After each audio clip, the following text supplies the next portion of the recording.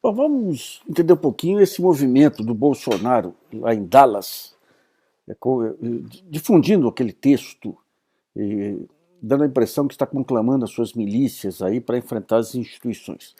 Ontem nós antecipamos que o passo previsível dele seria isso. Ele não tem nada mais previsível que Bolsonaro, o próprio Olavo de Carvalho, porque eles não planejam nada. Eles começaram, parece aqueles lutadores de boxe que lutam de cabeça baixa, saem dando porrada, porrada, porrada, e de repente deu certo aí, chegou à presidência da República por conta desse emborrecimento generalizado do país, então continuaram dando murro de cabeça baixa aí. O Olavo, hoje ele admitiu, resolveu sair de cena aí depois que descobriu que bater nos militares é um pouco mais arriscado do que bater na Marilena Chaui. Agora o Bolsonaro, lá em Dallas, ele solta esse manifesto que é difundido nas suas redes de WhatsApp. Agora o ponto central é o seguinte, esse manifesto foi escrito por alguém de mercado. É uma análise de mercado mostrando a perda de governabilidade pelo Bolsonaro e terminando com uma ordem de mercado, venda.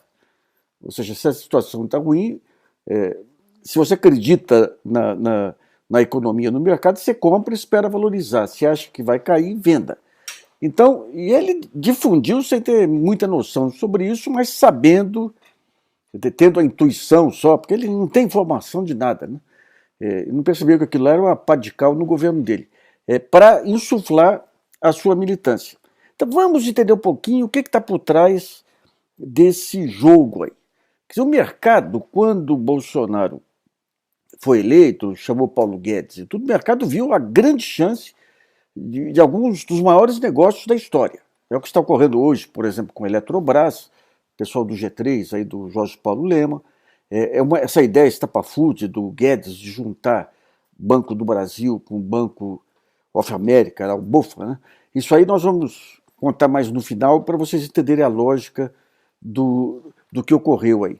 E, digamos, essa abertura para negócios, negócio de todo lado, né? É o ministro do Meio Ambiente que faz negócio, Então, isso aí fez com que muitos, não apenas no Brasil, mas, digamos, esse desequilíbrio das instituições em várias partes do mundo, mais o advento do Ministério Público e da justiça dos diversos países, fez com que muitos centros de lobby nos Estados Unidos passassem a direcionar as suas energias aí para essa aproximação com ministérios públicos e instituições de países frágeis do ponto de vista institucional, como é o caso brasileiro.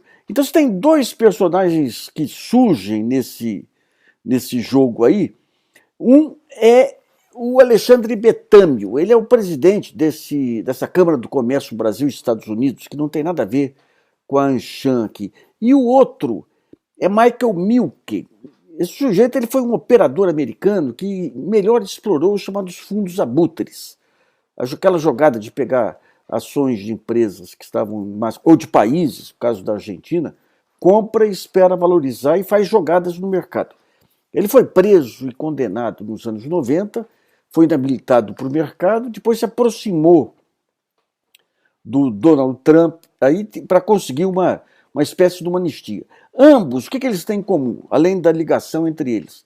Passaram a fazer grandes eventos e do lado do Betâmio, essa Câmara do Comércio Brasil e Estados Unidos, que fazem eventos anuais de premiação. Isso é um velho golpe que você tem, o João Dória aqui já aprendeu há muito tempo. Você pega pela vaidade e faz um local de encontro com autoridades de interesse deles. Por exemplo, quem aparece frequentemente nos seus eventos é Sérgio Moro. Recentemente teve um outro evento aí, né, com o Marcelo Bretas, da Lava Jato Carioca. Aliás, o patrocinador desse evento aí foi uma firma americana que a semana passada se vangloriava de ter trazido para trabalhar com ela uma ex-chefe da divisão criminal da Procuradoria dos Estados Unidos no Distrito Sul de Nova York, mostrando, digamos, essa miscelânea que existe, escandalosa, entre procuradores do Departamento de Justiça e grandes escritórios de advocacia. Esse Milken Instituto, ele já armou eventos com Jorge Paulo Lema, Henrique Meirelles, o Betâmio, com esse ministro de Relações Exteriores, com o presidente do Banco Central, né? E essa Câmara de Comércio Brasil-China foi aquela que premiou, em 2017, o Sérgio Moro, junto com o Mike Bloomberg, da Bloomberg, que foi também prefeito de Nova York. E daí você vê, foi quando começou aquele deslumbramento do Sérgio Moro e da esposa indo em Mônaco, em todos esses lugares aí, achando que era a luta contra a corrupção que estava permitindo esse reconhecimento, quando era claramente o fato da desestabilização das instituições aqui, abrindo espaço para esses grandes negócios de bancos de investimento, de fundos de investimento, de escritórios de advocacia, né? Quando o Bolsonaro foi eleito, esse Betâmio, que é presidente do Bank of America para a América Latina, tratou de aprofundar relações com eles.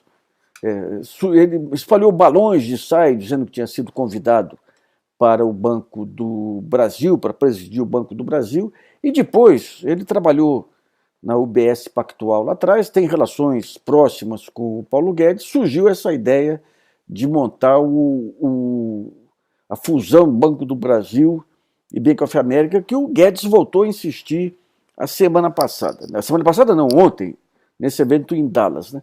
Onde que pegou a questão Bolsonaro aí?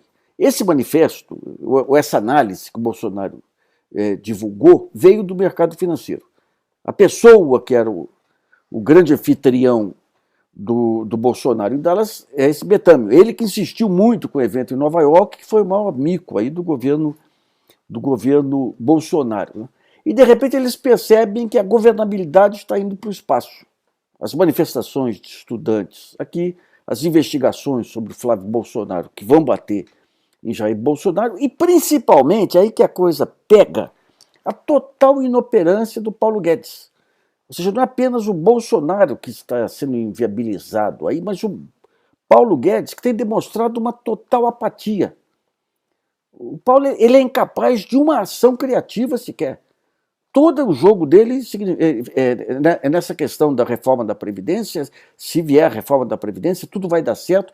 E está a recessão se aprofundando, voltando à recessão, os dados de desemprego aí mostrando uma situação calamitosa, e o Congresso, dada aí a total apatia do Paulo Guedes, querendo tomar medidas anticíclicas aí que o Paulo Guedes que tinha que tomar.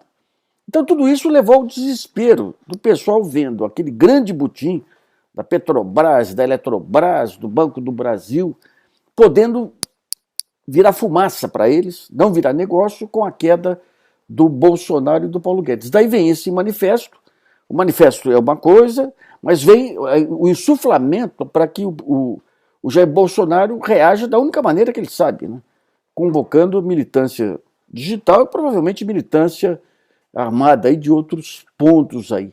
Então é por aí que se entende por onde que surgiu esse manifesto. Agora é interessante, os mais velhos vão se lembrar que Dallas foi o local em que foi planejado e executado o assassinato do John Kennedy, o Roosevelt aí da era moderna, o sujeito que trazia uma posição mais progressista e que era tratado pelos supremacistas americanos como